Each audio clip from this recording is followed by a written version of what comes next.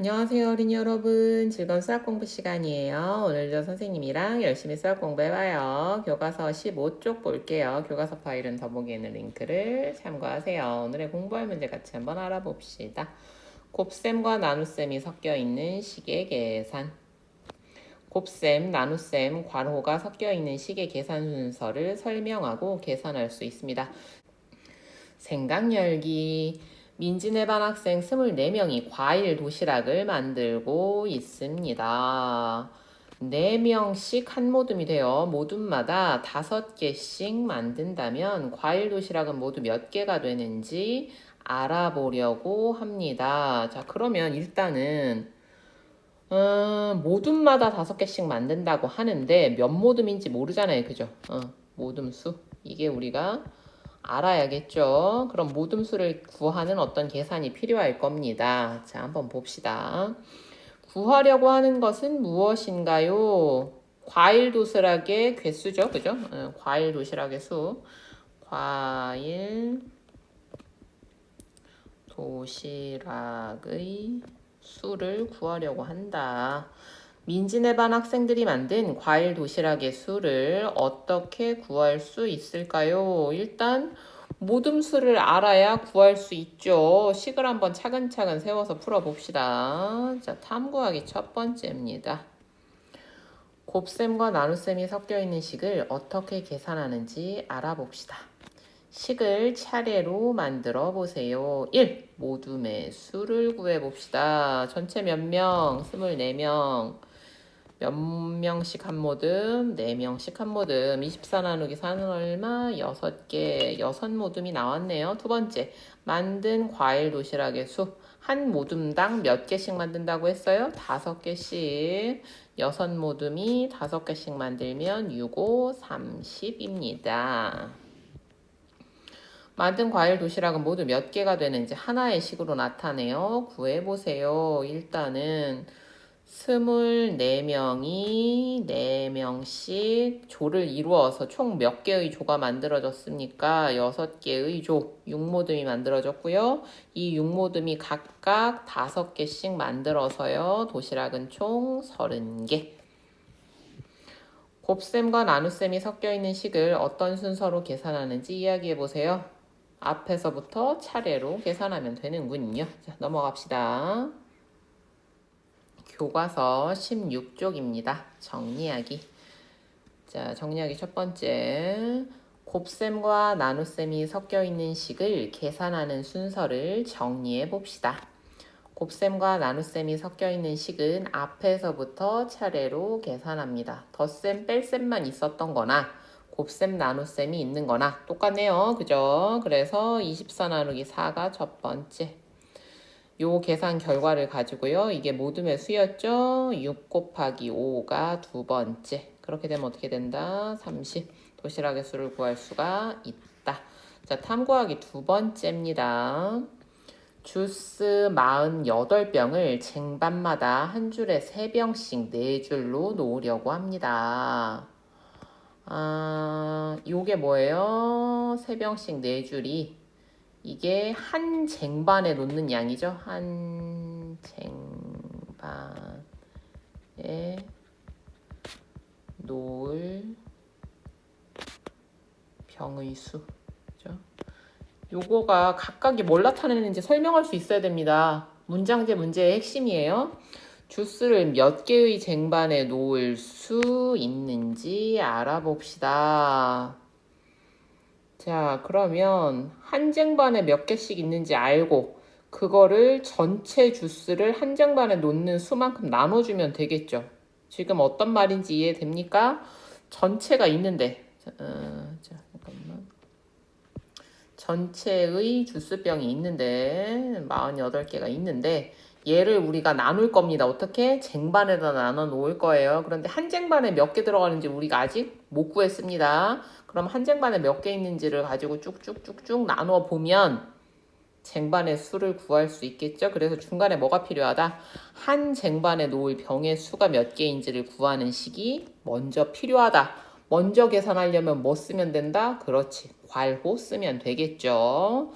자, 정말 그런지 같이 한번 알아봅시다.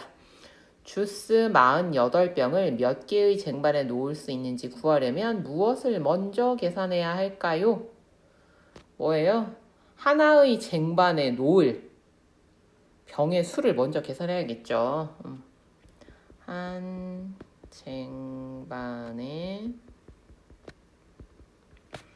놓을 병의 수. 이걸 알아야지 나눠주지. 먼저 계산해야 하는 부분을 괄호로 묶어 주스를 몇 개의 쟁반에 놓을 수 있는지 하나의 식으로 나타내어 구해보세요. 전체, 얘는 전체의 주스병이지?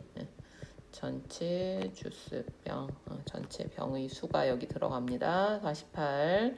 그 다음에 한 쟁반에 놓는 건 어떻게 구해요? 3병씩 4줄이죠. 자, 그럼 얼마입니까? 3, 4가 12잖아. 48 나누기 10이면 4죠. 쟁반 몇 개 필요해요? 4개 필요합니다. 위의 식을 어떤 순서로 계산하는지 이야기해 보세요. 뭐부터 먼저 계산하면 돼요? 괄호부터. 자, 정리하기입니다. 괄호가 있는 식을 계산하는 순서를 정리해 봅시다. 괄호가 있는 식은 괄호 안을 먼저 계산합니다. 이게 뭐라고 읽는다고요? 괄호. 기억해요. 괄호입니다. 자, 3, 4, 12. 한 쟁반에 놓을 병의 수를 구한 다음에요. 전체를 이제 한 쟁반에 놓는 수만큼 나눠주면 되겠죠. 그러면 필요한 거 나옵니다. 쟁반 4개. 계산 순서를 나타내고 계산해 보세요. 괄호가 없는 나눗셈과 곱셈이 섞인 식은 앞에서부터 순서대로 28 나누기 7은 얼마입니까? 1번 4입니다. 자, 4 곱하기 2가 두 번째죠? 2번 4, 2, 8입니다. 총 8. 자, 그 다음에요. 얘는 어떻게 됩니까? 괄호 안을 먼저 계산하면요. 7이 1번 14입니다. 28 나누기 14는 얼마입니까? 2번 2입니다. 자, 수의 배열을 보면 똑같아요. 28 나누기 7 곱하기 28 나누기 7 곱하기. 그런데 뭐가 있으니까? 괄호가 있으니까 괄호 먼저 계산하면 답은 완전히 달라진다. 괄호 안을 먼저 계산합니다. 확인하기, 계산 순서를 나타내고 계산해 보세요. 자, 얘는 어떻게? 앞에서부터 차례로 계산합니다. 6, 8, 48. 이게 1번이죠. 48 나누기 3은 얼마입니까? 16이죠. 예, 어려우면 세로셈 하면 됩니다. 3일은 3.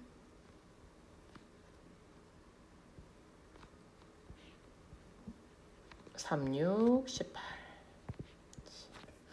자, 이번에는요, 뭐부터? 괄호 안을 먼저 순서 꼭 기억하세요. 1번, 자, 3, 5, 15. 2번, 45 나누기 15. 얼마입니까? 3번 들어가죠? 자, 그래서 답은 3입니다. 2번. 한 상자에 24개씩 들어있는 딸기가 3상자 있습니다. 이거는 뭐예요? 전체 딸기의 수죠? 다른 말로 표현할 수 있어야 됩니다. 수의 표현 능력. 이거 굉장히 중요한 수학 기능입니다.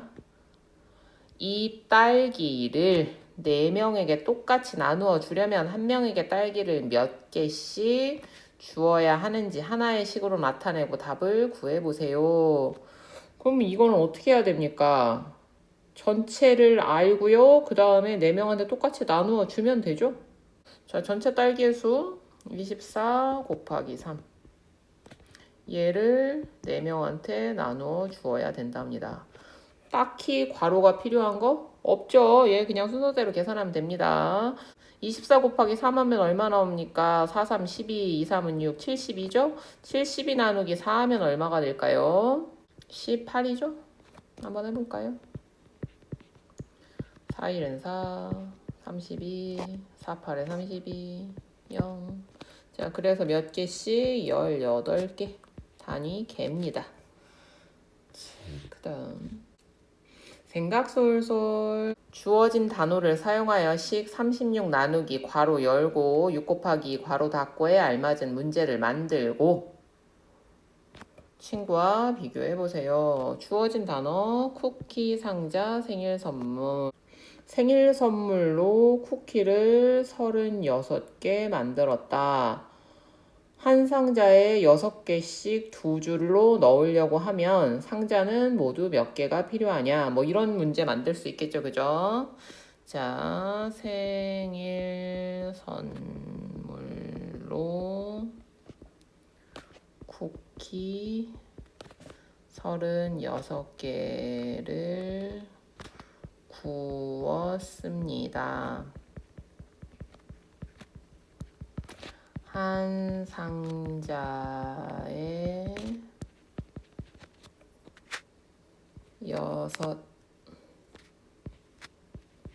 6개씩 두 줄로 넣어 포장하려고 합니다. 상자는 모두 몇 개 필요할까요?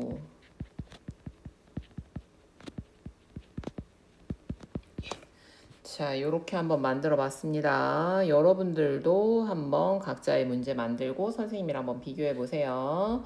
자, 이렇게 해서 이번 시간에는요, 곱셈, 나눗셈, 괄호가 섞여 있는 식의 계산을 해보았습니다. 괄호가 없는 경우에는 앞에서 차례로, 괄호가 있는 경우에는 괄호 먼저 계산하면 됩니다. 자, 그러면 이렇게 해서요, 우리가 덧셈, 뺄셈이 있는 거, 곱셈, 나눗셈이 있는 거, 그 다음에 거기에 괄호가 포함된 것까지 한번 해봤어요. 그러면 덧셈, 뺄셈, 곱셈, 나눗셈 얘네들이 좀 더 섞이는 과정도 물론 있겠죠. 그거는 우리가 또 다음 시간에 한번 공부해 봅시다. 오늘도 공부하느라고 수고 많았습니다. 다음 시간에 또 만나요. 안녕.